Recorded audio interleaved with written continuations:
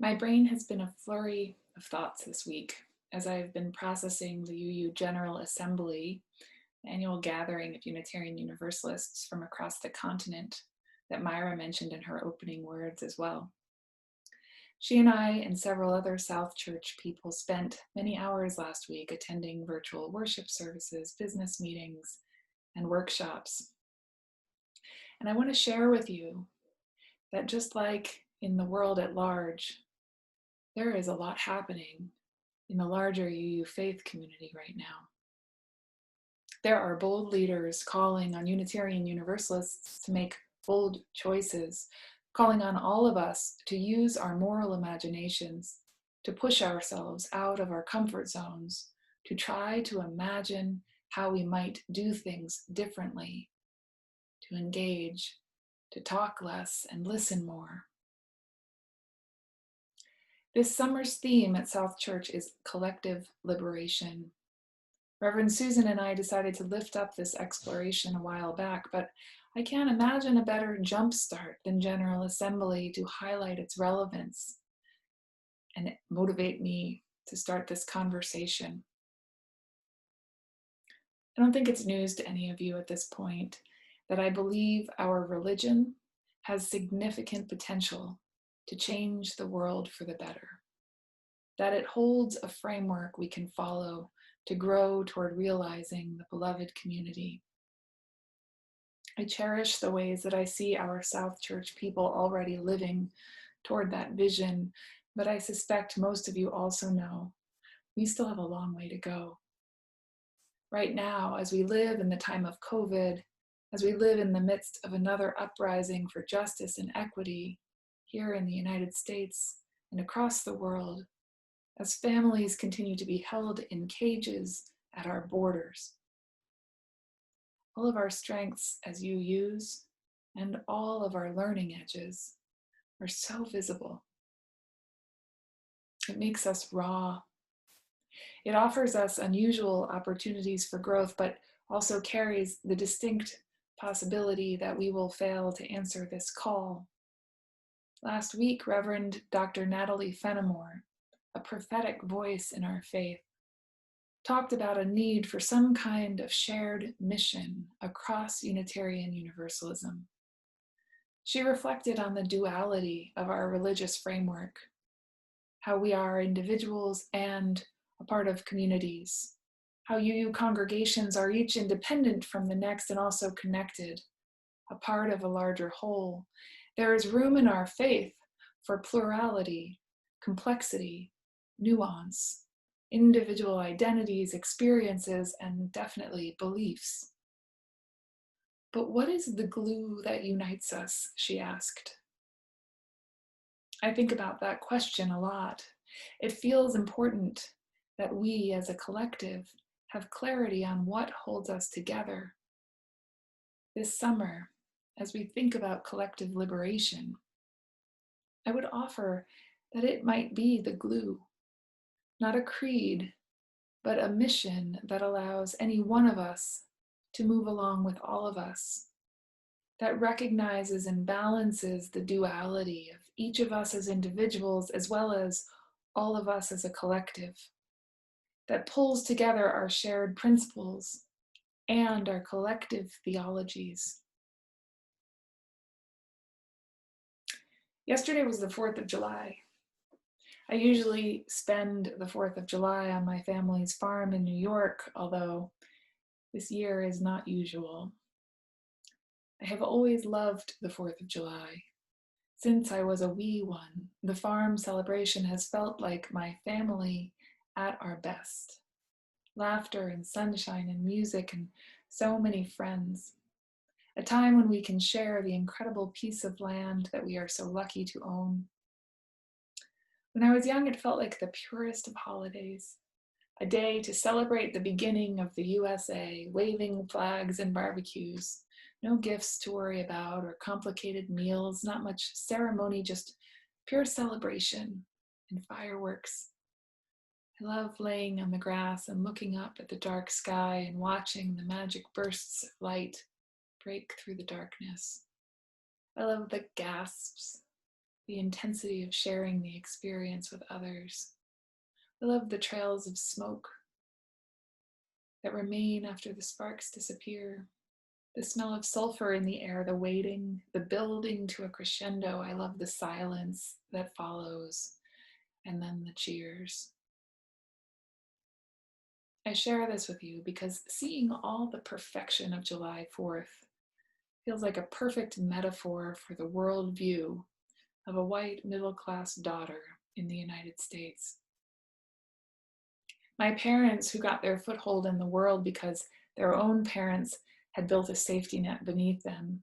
Our family, fourth generation residents on this land, beneficiaries of migrant communities in New York City that welcomed my great-grandparents as they arrived from Norway, who found work and housing in the Norwegian communities of Brooklyn, whose churches served as their first safety net here in the United States, who worked together to save enough to buy an apartment and then a whole apartment house, who benefited from the GI Bill and the wave of social services that came with the New Deal, who flourished generation after generation, embracing the belief, because it proved to be likely, that each new generation had a right to expect more than their parents who came before them, who did not speak about whose land they stood upon, who did not learn that the path to citizenship taken by their grandparents was not offered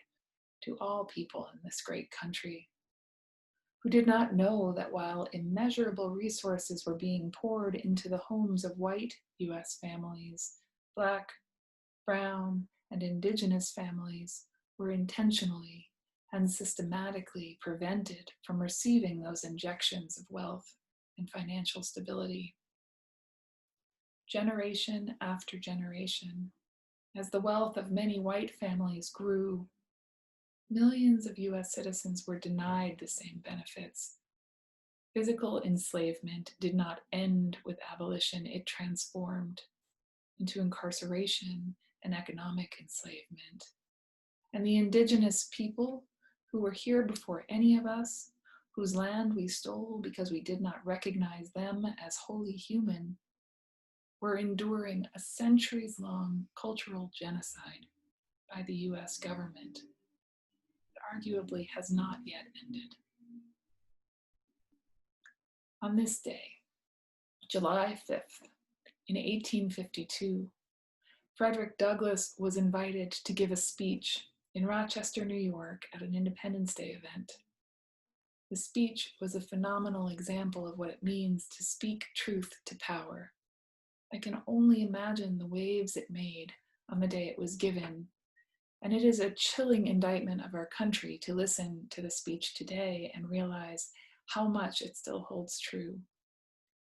Perhaps some of you participated in the Black Heritage Trail reading of his speech here in Portsmouth this past Friday. If you missed it, it is airing on New Hampshire PBS tonight at 8:30. As Douglass began his speech, he told the audience that he had respect for the writers of the Declaration of Independence. They were statesmen, patriots, and heroes, and for the good they did and the principles they contended for, he said, I will unite with you to honor their memory. In other words, he saw there was a framework from the very beginning of our country that was rooted in a noble vision. Frederick Douglass saw it, and I can see it. We teach our children that those principles guide us. But then Frederick Douglass asked a very important question. Why am I called upon to speak here today, he asked. What have I or those I represent to do with your national independence? Are the great principles of political freedom and of natural justice embodied in that Declaration of Independence extended to us? In 1852, he asked that question. And the answer then was most certainly no. Black Americans at that time were not extended the great principles of political freedom and natural justice. 100 years later, in 1952, the answer was still, most certainly, no. My mother was a child at that point, moving to Long Island from Bay Ridge, Brooklyn.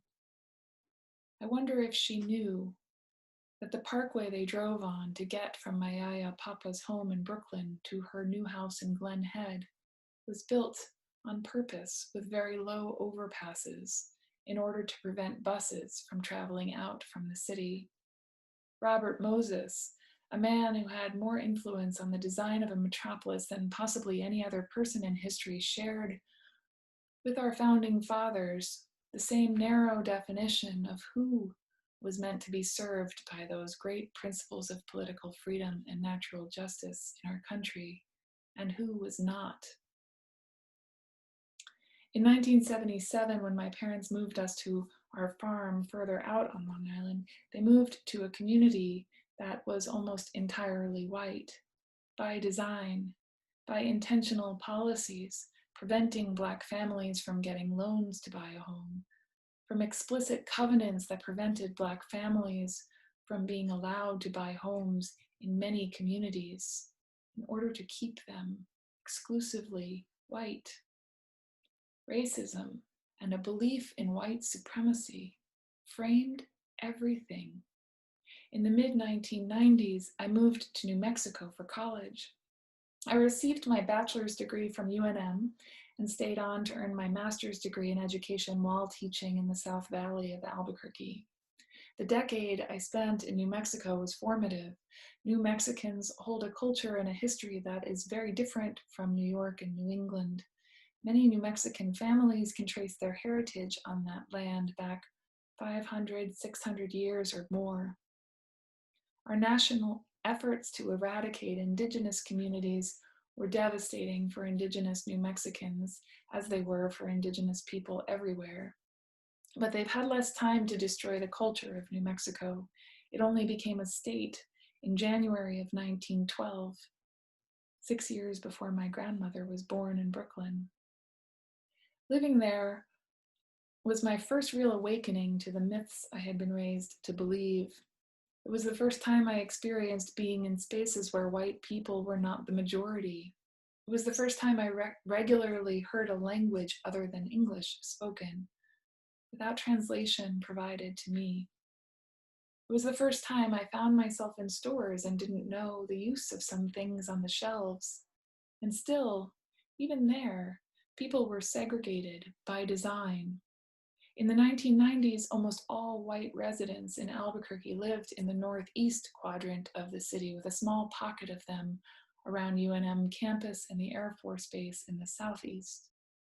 The South Valley, the southwest quadrant of the city, was 98% Hispanic and indigenous. And yet our staff team at Via Vista Elementary School in the middle of the South Valley was majority white, and teacher vacancies were a permanent issue. I became the head of our special education department in 1999, 2 years after stepping into my first classroom ever. I should not have had that job. I did not have the experience for that job, but no one else was there to do it. How does that serve the children of our country? Who does it benefit? Our annual 4th of July celebration in 2003 was 1 month after I moved back to New York from New Mexico. My son Keelan was 3 years old. My marriage had failed, and I was in that liminal space that comes during big life changes. I was so happy to be gathering with beloved friends and family on the hill of our farm, so happy to be held in that community. But the 4th of July had lost some of its luster for me. It would be years before I heard Frederick Douglass's speech, but already I was awakening to the fact that what our country could be, what I thought we were, had not been realized. To use the metaphor of Jen Del Deo's story this morning, the music that used to make me so joyful was now filled with static. And then something holy happened. Leading up to the 4th of July celebration in 2003, my family came up with an idea to synchronize our fireworks display with music. I think my brother Ben was the originator of this plan, which makes sense because he lives and breathes music. I can't remember exactly how the conversation went, but I do remember that we decided to also have a speech, a welcoming message to be offered to the crowd before the first sparks would fly. You see, by this point, our family's farm had become a fixture in our community. The first 4th of July celebrations with dear friends had become something larger. In recent years, as dusk fell, nearly 200 people in our community arrived at the farm to watch the fireworks. And so we were brainstorming about how to take this fireworks display to a new level. And so I found myself ghostwriting a speech that would be given by my father at the start of the show. And I honestly didn't know it at the time, but in that opportunity, year after year, I found a way to enter into a new relationship with the 4th of July. I used that platform to have a dialogue with hundreds of people gathered on that hill, acknowledging that the vision of our great country was still just that, a vision. It's something we needed to continue to work toward through reconciliation and reparation. My dad, and then eventually my mom, who took over giving the speech, used their relationship to those neighbors to invite them to join in a more honest celebration, a celebration of hope, unity, and potential, as much about what might be yet to come as it was about what already had come to be. It was in the tiniest of ways a step toward collective liberation, a step toward recognizing that we are not just one story, that in order to celebrate the 4th of July, we have to name the harm of it all. We have to apologize. We have to reckon with all that we are. If we don't do so, the static becomes overwhelming. The watermelon loses its sweetness. The corn on the cob doesn't snap in the same way. The sparklers don't shine. To move toward collective liberation, those of us with privilege have to give some things up. Reverend Fenimore last week made this point, and I deeply appreciated it. Some people have benefited by the way things have been, she said. We are asking some people to exchange one benefit for another. I love remembering that it's an exchange. Collective liberation isn't about sacrificing yourself for others, it's about exchanging the current benefits that only some of us feel for something better. In his book, How to Be an Anti-Racist, Ibram X. Kendi touches on this as well in the chapter White. Of course, he writes, white people benefit from racist policies and more so racist power, but not nearly as much as they could from an equitable society, one where the average white voter could have as much power as super rich white men to decide elections and shape policy, where their kids' business class schools could resemble the first class prep schools of today's super rich, where high quality universal health care could save millions of white lives, where they could no longer face the cronies of fascism that attack them, sexism, ethnocentrism, homophobia, and exploitation. There is a reason that so many people with power in our country spend so much time creating divisions between people, and why they spend so little time helping us envision a more equitable society. But they're not the boss of us. The good news, says Reverend Sophia Betancourt, is that we are in control of what we do with our daily living. If we, each one of us, represent a missing remnant in the fabric of our collective future, then together we can lean into a possibility that we have yet to fully experience in human history, a collective wholeness, an unassailable good. That is the kind of salvation I'm here to fight for in the small moments of every single day. May it be so.